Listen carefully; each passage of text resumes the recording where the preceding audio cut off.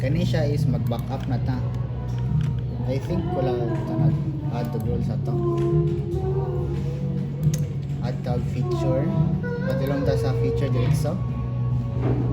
And then atong i-install is kaning server, Windows Server Backup. So tumanin siya sa feature di siya dapat dili sa roles. Sa feature siya, then Windows Server Backup. Then next is install. Okay, after mag-install sa feature, close na to ni siya. Then balik ta sa tools again. And then pangitaan na to ang Windows Server Backup. After na, okay, click natin yung local backup. Ito sa natong data. Okay, i-right click na to ng local backup and then backup once. After ana is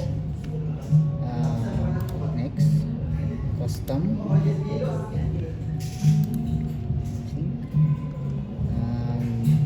add items.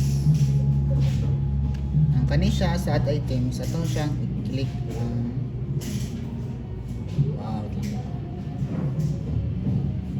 local disk.